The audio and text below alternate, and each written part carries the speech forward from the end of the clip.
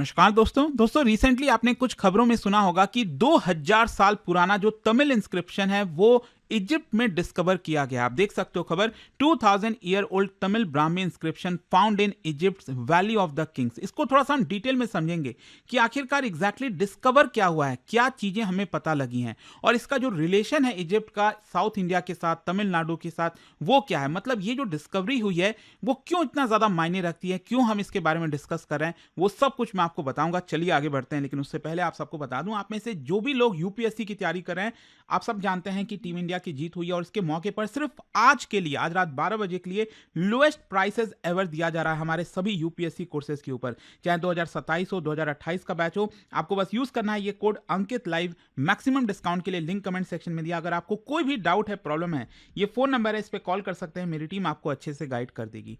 चलिए शुरुआत करते हैं। सबसे पहले देखते हैं कि हुआ क्या है। देखिए, एक रिमार्केबल आर्कियोलॉजिकल डिस्कवरी बताई जा रही है जहां पर करीब 30 एंशिएंट इंडियन इंस्क्रिप्शन ये मिला है वैली ऑफ किंग्स में, जो टॉम्ब है वहां पर। उसके अंदर मैं आपको बताऊंगा मैप वगैरह के थ्रू आगे, डोंट वरी। लेकिन इंपॉर्टेंट ये है कि जो डिस्कवरी है इसकी वजह से जो हमारी अंडरस्टैंडिंग थी एंशिएंट ग्लोबलाइजेशन को लेकर, इंडो मेडिटेरेनियन मैरीटाइम नेटवर्क को लेकर, वो और ज्यादा मजबूत हो जाती है। क्योंकि क्या होता है ना कि देखो, हिस्ट्री तो क्या है, समय समय पर बदलती रहती है। क्योंकि इतिहास तो जो हुआ होगा, लेकिन हमें पता नहीं है ना उसके बारे में।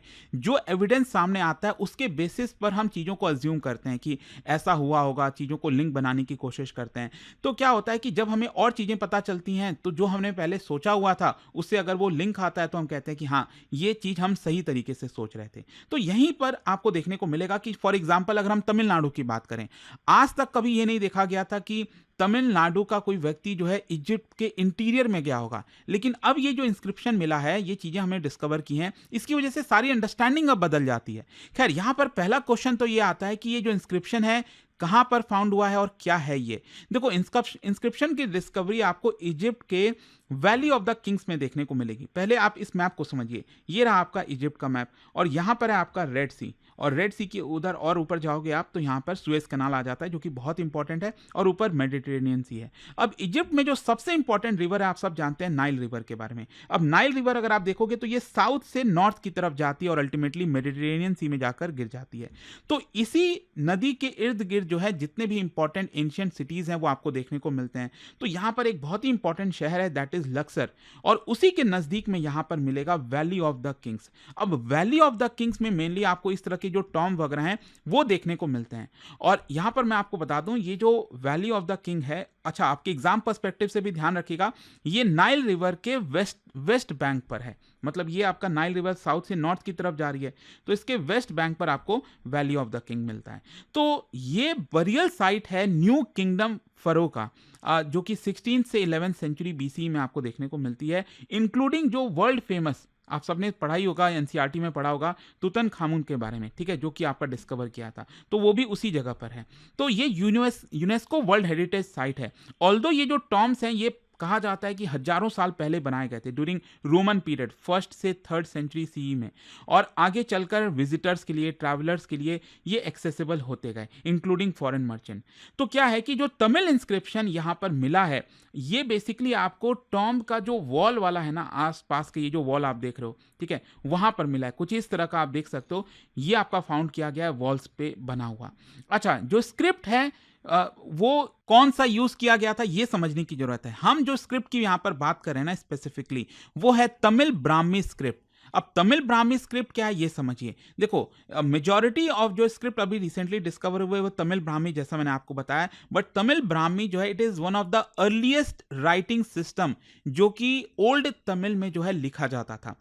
उस समय बहुत हजारों साल पहले जब लिखा जाता था वो तमिल ब्राह्मी में लिखा जाता था। ये बेसिकली आपने ब्राह्मी स्क्रिप्ट तो पढ़ाई होगा ना, जो ओवरऑल पैन इंडिया के लिए ब्राह्मी स्क्रिप्ट था, तो उसी से ये डराइव हुआ है तमिल ब्राह्मी। क्योंकि चीजें चेंज होती जाती है ना, अगर आप दूसरे रीजन में जाओगे तो वही ब्राह्मी स्क्रिप्ट दूसरे तरीके का थोड़ा हो जाता है। तो हम तमिल वाला जो रीजन है वहां पर जो ब्राह्मी स्क्रिप्ट था उसकी बात कर रहे हैं, और ये बेसिकली 3rd सेंचुरी बीसी से लेकर 3rd सेंचुरी सी के बीच में, लगभग 600 साल के बीच में जो है यूज किया गया था।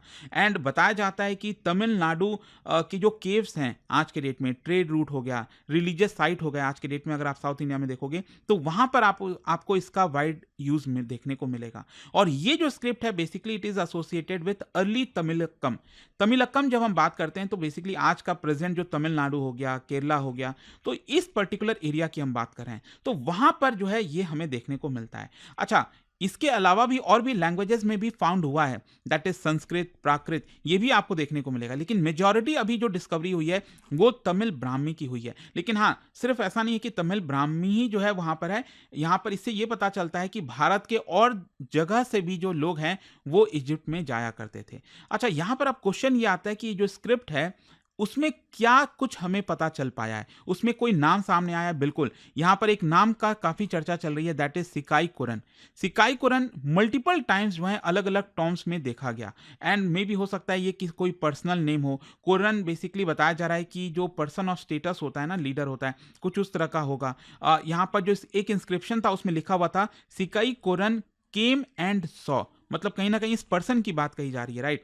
सो ये जो पर्टिकुलर स्टाइल है वो काफी हद तक बताया जा रहा है कि जो ग्रीक और लैटिन वाले जो आते थे, ग्राफिटी जो फाउंड होता था ग्रीक और लैटिन में, सेम उसी प्रकार का ये देखने को मिलता है। तो इसका मतलब ये हुआ कि ये जो आपका स्क्रिप्ट है ये कोई एक्सीडेंटल नहीं है, मतलब इंडिविजुअल्स जो हैं वो जानबूझकर आते थे और अपना जो मेंशन है वहां पर कर देते थे या फिर करवा देते थे। कुछ इस तरह की चीजें पता चल रही हैं। अच्छा, क्वेश्चन अब ये आता है कि ये जो स्क्रिप्ट फाउंड हुआ है इससे भारत और इजिप्ट के रिलेशंस के बारे में हमें क्या पता चलता है? देखो, इससे ये पता चलता है कि मैरी टाइम ट्रेड हुआ होगा, specially during first and third century ईसी, क्योंकि उस समय अगर आप देखोगे तो रोमन एम्पायर जो है कंट्रोल करता था इजिप्ट पर, और भारत का काफी अच्छा खासा ट्रेड था रोम के साथ। और स्पेशली साउथ इंडिया में जो पोर्ट्स हैं, मुजरिस हो गया, कोरकई हो गया, यहाँ से हम ट्रेड किया करते थे। और मैरी टाइम जो ट्रेड रूट है उसमें मॉनसून विंड्स का सहारा लिया जाता था, जो विंड्स वगैरह हैं उसके हिसाब से, विंड इस बहाव में जा रहा है तो उधर से होते हुए आपका इजिप्ट की तरफ जाया करते थे, फिर जब विंड चेंज होता था तो फिर आपका भारत की तरफ, तो इस तरह से उसका इस्तेमाल करते थे। अगर हम ट्रेड की बात करें तो भारत क्या एक्सपोर्ट करता था? जो स्पाइसेस हैं, जो पेपर हो गया, आइवरी हो गया, प्रीसियस स्टोन्स हो गए, टेक्सटाइल हो गया। और रोमन और जो इजिप्ट वाले थे वो क्या हमें एक्सपोर्ट करते थे? Gold coin, wine, glassware, coral, ये सारी चीजें। So large number of Roman coins जो है वो आज के डेट में आपको तमिलनाडु में देखने को मिलता है। तो इससे ये कंफर्म होता है कि दोनों देश के बीच में अच्छा खासा ट्रेड टाइज था। अब क्वेश्चन ये आता है कि ये जो डिस्कवरी है वो इतना इंपॉर्टेंट है क्यों?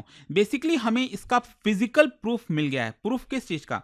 अभी तक जो प्रूफ हमें मिले थे उससे ये पता चलता था कि जो इंडियंस हैं, साउथ इंडियंस हैं, वो आपका रेड सी होते हुए सुएज कैनाल तक हमें इसका पता लगा था। सुएज कैनाल में जो पोर्ट्स हैं, मतलब जो रेड सी में जो पोर्ट्स हैं बरेनिक के, तो वहां पर हमें इसका जो एविडेंस है अभी तक मिला था। लेकिन अभी तक इजिप्ट के अंदर इंटीरियर में इसका एविडेंस नहीं मिला था। लेकिन अब क्योंकि वैली ऑफ द किंग्स में इसका मेंशन हो गया है तो इससे पता चलता है कि जो इंडियन ट्रैवलर्स थे वो इतना इनलैंड जाते थे, इजिप्ट के अंदर तक जाते थे। So they visited monumental heritage sites also, so they interacted in cosmopolitan environment, ऐसा आप कह सकते हैं। और ऑब्वियस सी बात है इसकी वजह से कल्चरल इंटरैक्शन होता था। Inscription basically they are similar to Greek and Latin visitor graffiti, और इससे हमें यह पता चलता है कि जो इंडियन ट्रैवलर्स थे वो कॉमन विजिटर प्रैक्टिस अपनाते थे, मतलब they were part of interconnected Mediterranean world, ये कोई उनसे अलग नहीं थे। साथ ही साथ यहाँ पर अगर हम एंशिएंट ग्लोबलाइजेशन की बात करें तो उसका भी एविडेंस मिल गया। मतलब डिस्कवरी से यह पता चलता है कि जो लोग हैं वो 2000 साल पहले भी बहुत लंबी दूरी तक जाया करते थे। जो कल्चरल एक्सचेंज था वो काफी एक्टिव था। जो ट्रेड नेटवर्क्स है उसका लिंक हमें मिलता है भारत, अफ्रीका और यूरोप के बीच में। Ancient globalization was far more advance, जितना हमने पहले सोचा भी नहीं था। पहले ऐसा लगता था कि हाँ थोड़ा बहुत होता था, लेकिन जिस तरह के डिस्कवरीज हो रही हैं उससे पता चलता है कि ये और ज्यादा बड़ा था, स्ट्रांग था। अब क्वेश्चन ये है कि इतना एक्स्ट्रॉर्डनरी क्यों हो जाता है? देखो, ज्यादातर जो तमिल ब्राह्मी इंस्क्रिप्शन है basically they are found in Tamil Nadu के जो रॉक केव्स हैं, जो ट्रेड रूट शेल्टर्स हो गया, जैन बुद्धिस्ट साइट्स हो गए, वहीं तक ये लिमिटेड था। लेकिन क्योंकि अब हमें 5000 किलोमीटर दूरी तक इसका एविडेंस मिल गया है, so that is why it is unprecedented. ये दिखाता है कि साउथ इंडियंस आइसोलेटेड नहीं थे। अभी तक ये सोचा जाता था कि जो साउथ इंडियंस हैं वो अपने एरिया में रहते थे, ज़्यादा से ज़्यादा जो साउथ ईस्ट एशियन कंट्रीज़ हैं, आपका थाईलैंड और उधर तरफ थोड़ा बहुत एक्सचेंज होता था, लेकिन इजिप्ट की तरफ इतना होता होगा वो किसी ने नहीं सोचा था। So they were active players in global trade network.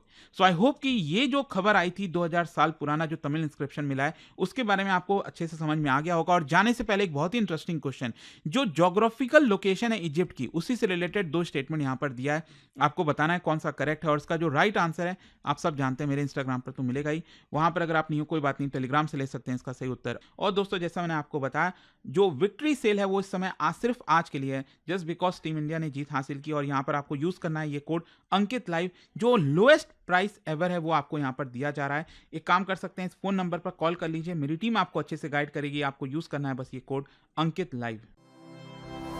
Study IQ IAS, आपका सिलेक्शन हमारा मिशन।